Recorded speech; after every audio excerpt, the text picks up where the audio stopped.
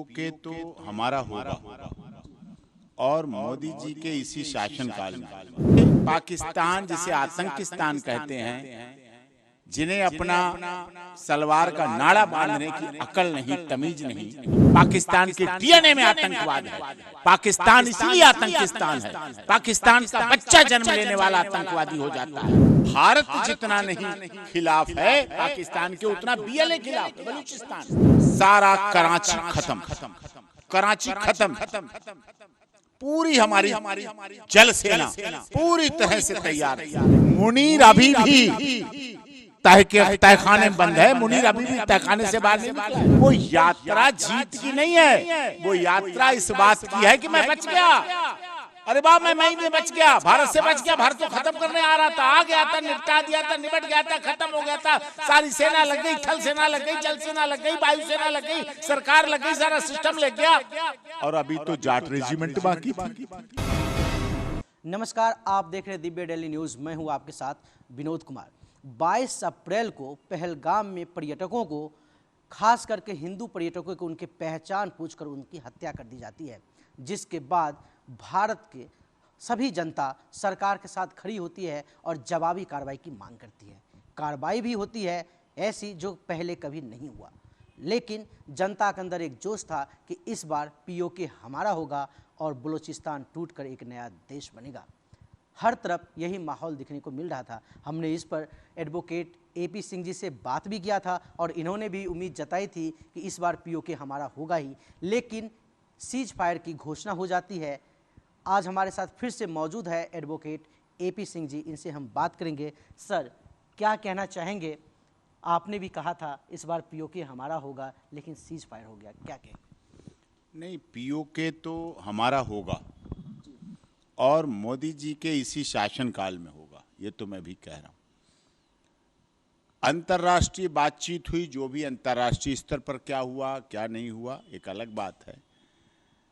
हुआ क्या एकदम पता बताऊं, जिसे देसी भाषा में अगर बताऊं आपके दर्शक देख लेंगे।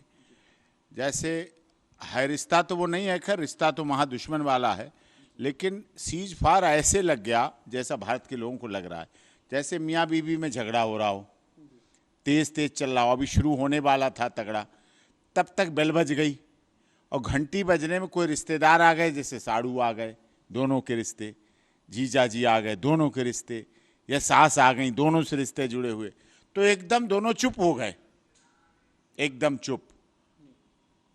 अब चाय भी आ रही है, मतलब बीएसएफ का जो हमारा एक सैनिक था वो भी वापस आ गया, वो भी वापस आ गया, आज ही के दिन वापस आ गया। तो ये नाश्ता भी आ रहा है, मतलब दोनों अपनी अपनी बातें भी कर रहे हैं, वो उधर कह रहे हैं, इधर हम कह रहे हैं, लेकिन भरा हुआ है उनके मन से पाकिस्तान जिसे आतंकिस्तान कहते हैं, जिन्हें अपना सलवार का नाड़ा बांधने की अकल नहीं, तमीज नहीं, उन पाकिस्तानियों को, जो जब राजस्थान में महिलाएं सलवार सूट गुजरात और राजस्थान में पहनती थी, जब इन पर धर्म परिवर्तन इन्होंने मुसलमानों ने किया तो ये सलवार सूट पहनने लगे। उसके बाद से तब से सलवार सूट पहन रहे हैं। इसलिए बहुत गंभीर आरोप लगा रहा हूं, इसलिए उनके बच्चे डीएनए में आतंकवाद है, पाकिस्तान के डीएनए में आतंकवाद है। पाकिस्तान इसीलिए आतंकिस्तान है, पाकिस्तान का बच्चा जन्म लेने वाला आतंकवादी हो जाता है। सब नहीं, कुछ वो कुछ वही घर हैं आतंकवादियों ने कब्जा करके रखा हुआ है और वहां की महिलाएं मजबूर हैं उनके साथ रहने के लिए। तो फिर ऐसी जगह को खत्म क्यों नहीं कर देते? खत्म सरकार का काम करना है। बीएलए बलूचिस्तान लिबरेशन फ्रंट लगातार संघर्ष कर रहा है। भारत जितना नहीं खिलाफ है पाकिस्तान के, उतना बीएलए खिलाफ है, बलूचिस्तान लिबरेशन। वो दुखी हैं, उन पर पाकिस्तान के आतंकवादी हमला करते हैं, वो मार रहे हैं अपनों को, वो वहां खात्मा कर रहे हैं, वो उनको जीने नहीं दे रहे हैं।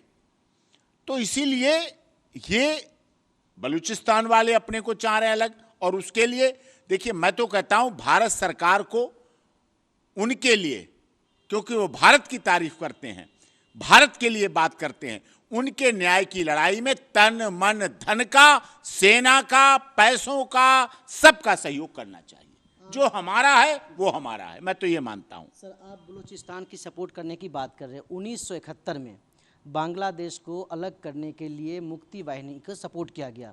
नया देश बनता है, 93,000 सैनिक इतिहास में सबसे ज़्यादा सरेंडर करता है। माना जाता है कि बांग्लादेश पे भी कोई देश का उपकार है और भारत का है, लेकिन आज वही बांग्लादेश भारत को भी आंख दिखाता है। ऐसा क्या है कि भविष्य में बलूचिस्तान आंख नहीं दिखाएगा?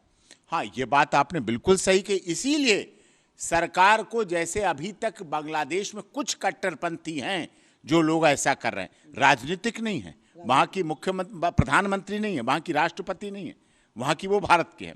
इसी तरह से बांग्लादेश को भारत ने स्वतंत्र छोड़ दिया था, अब स्वतंत्र छोड़ने की जरूरत नहीं है। बलूचिस्तान पे भारत का भी आधिपत्य रहे और भारत के संरक्षण में, भारत के आधिपत्य में, भारत के सुरक्षा संरक्षण में वहाँ की सरकार बनाई जाए। एपी सिंह जी ने हमें कहा था कि पीओके हमारा होगा, अचानक सीज फायर हो जाता है। सीज फायर के बाद कई लोग मायूस होते हैं, आप भी मायूस हैं? नहीं, मायूस तो थोड़े समय के लिए, मैंने कहा ना, ये थोड़े समय के लिए मायूसी है, लेकिन ये तलवार गर्दन पे रख दी गई। रखने तक तो हमें टाइम लगा, म्यानमार से निकालनी पड़ी, धार रखनी पड़ी, उसको चमकाना पड़ा। अब तलवार तो गर्दन में रख दी है पाकिस्तान के। मतलब हमारी तीनों सेनाएं अगर 7 तारीख की रात को ये उनके मिलिट्री के, आर्मी के अधिकारी भारत के आर्मी के अधिकारियों से बात ना करते तो उस रात में 5 बजे बात हुई है, उस रात में सारा कराची खत्म था। कराची खत्म था। पूरी हमारी जल सेना पूरी तरह से तैयार थी, सारी पनडुब्बियां, सारे पानी का, मतलब थल सेना का, जल सेना का बहुत बड़ा हमला पूरी तरह से पता था। कराची खत्म होता उन्हें पता था।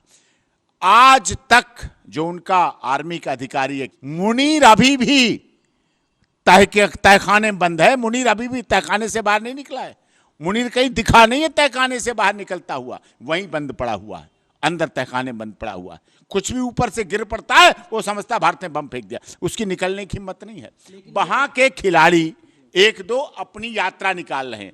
वो यात्रा जीत की नहीं है, वो यात्रा इस बात की है कि मैं बच गया, अरे वाह मैं मई में बच गया, भारत से बच गया। भारत तो खत्म करने आ रहा था, आ गया था, निपटा दिया था, निपट गया था, खत्म हो गया था। सारी सेना लग गई, थल सेना लग गई, जल सेना लग गई, वायु सेना लग गई, सरकार लग गई, सारा सिस्टम लग गया। और अभी तो जाट रेजिमेंट बाकी थी, अभी तो सिख रेजिमेंट बाकी थी, अभी तो गोरखा रेजिमेंट बाकी थी। लेकिन सर, वहाँ के प्रधानमंत्री ने संसद में बयान दिया कि हम जीत गए, हमने राफेल गिराया है, हमने मिसाइलें। हमारा प्रधानमंत्री जिस आदमपुर की बात कह रहे हैं कि आदमपुर हमने नष्ट कर दिया, उसी आदमपुर में हमारे देश के प्रधानमंत्री जाके वंदे मातरम और भारत माता और उन्हीं सब सैन्य संसाधनों के सामने खड़े होके वीडियो बना के आए हैं। उसी आदमपुर में जो कहते हैं, उसी जिस संसद में वो कह रहे हैं मैं जीत गया हूं, उसी सांसद, पाकिस्तान के सांसद रोते हुए आपने देखे थे, उसी संसद में रो रहे थे। उसी देश की आतंकिस्तान का सांसद कह रहा अब मैं तो लंदन भाग जाऊंगा, मैं तो यहां नहीं रुकूंगा, भारत छोड़ेगा नहीं, भारत छोड़ेगा नहीं। अब की सबको पता है भारत छोड़ेगा नहीं और अब नहीं छोड़ेगा। अब कोई एक आतंकवादी भी जरा सी गलती करता है, उसकी खामियाजा पाकिस्तान के समापन होकर निपटेगा। आप कानून के काफ़ी जानकार हैं, आपको लगता है आज भी जिस तरीके से मीडिया में खबरें आई कि अमेरिका ही दुनिया का बॉस और अमेरिका के दबाव में सीज फायर रुका? कोई अमेरिका का दबाव नहीं, हमारे एमओएम से बात हुई, कोई अमेरिका का दबाव नहीं, कोई अमेरिका से लेना देना नहीं। अमेरिका तो खाली में अपना, चलो ठीक है मोदी जी का अच्छा दोस्त है, मित्र है, मैंने कहा नहीं, लड़ाई हो रही थी, कोई रिश्तेदार आ गया इसलिए एकदम शांत हो गया, तो वो क्षणिक है। अमेरिका से क्या ले, देखिए 26 किसके मरे, हमारे मरे, 2 विदेशी भी हमारे मरे, वो हमारे भारत के खाते में गिने जाएंगे ना। यूनाइटेड नेशन ऑर्गेनाइजेशन में भारत को जवाब देना पड़ेगा ना, हम अपने विदेशियों की सुरक्षा नहीं कर पाए, ये तो है। हमारे मरे, सनातन के मरे, हिंदू राष्ट्र बनाने वालों के मरे, तो ये अमेरिका का उसमें कोई लेन देन नहीं है। अमेरिका अपना राजनीतिक सोचे, चलो जी पाकिस्तान कोई बना लें, भारत को, भारत ऐसे लारा लप्पे में आने वाला बिल्कुल देश नहीं है। भारत मोदी जी के शासनकाल में, और ये तो बहुत अवसर है, 3 हमें ऐसे मिले, गृह, रक्षा और प्रधानमंत्री, और चौथी राष्ट्रपति, चारों का बहुत अच्छा कॉम्बिनेशन है। चारों बहुत अच्छे कॉम्बिनेशन की तरह। को भी छोड़ रहे हैं आप? नहीं, एनएसए तो सरकार के साथ है, रक्षा मंत्रालय में एनएसए है, सीडीएस है, ऐसे तो सीडीएस है, ऐसे तो हमारी पैरामिलिट्री फोर्सेस हैं, ऐसे तो गृह मंत्रालय के अंदर सब बीएसएफ आती है, सीआईएसएफ आती है, सीआरपीएफ, वो तो सब हैं ही हमारे पास। ऐसे तो हमारी सिविल डिफेंस भी आती है जो पूरी मॉक ड्रिल में काम करती है। सबने अपना, हमारे देश में केवल जो सैनिक हैं या सेना में हैं या थल सेना में या जल सेना में वायु सेना में, वही नहीं है। हमारे देश में 140 करोड़ लोग, मुझे गर्व है इस मई 2025 की घटना के बाद से हमारे देश के लोग समझते थे हमारे मुसलमान अलग हैं, लोग समझते थे हमारे इस्लाम को मानने वाले अलग हैं, लोग कहते थे उवैसी साहब तो अलग अपनी ढपली बजाते हैं। उवैसी ने भी दिखा दिया कि वो भारत सरकार के साथ है, अखिलेश यादव जी ने दिखा दिया कि भारत सरकार के साथ हैं, देश के साथ हैं, राष्ट्र के साथ हैं। और कांग्रेस के आदरणीय राहुल गांधी जी ने भी और खड़गे साहब ने दिखा दिया कि राष्ट्र हित पहले है, राष्ट्र धर्म पहले है, देश हित पहले है, देशभक्ति पहले है। हमारे ये मतभेद और मनभेद चलते रहेंगे, लोकतंत्र चलता रहेगा, संविधान चलता रहेगा, चुनाव होते रहेंगे, सत्ता आएगी जाएगी, लेकिन इस देश के उसी तरह याद दिला दिया जैसे जब 1971 में जब इंदिरा गांधी जी का शासनकाल था। इंदिरा जी के लिए पाकिस्तान ने कहा महिला है क्या लड़ेगी हमसे। अटल बिहारी वाजपेयी विपक्ष के नेता थे।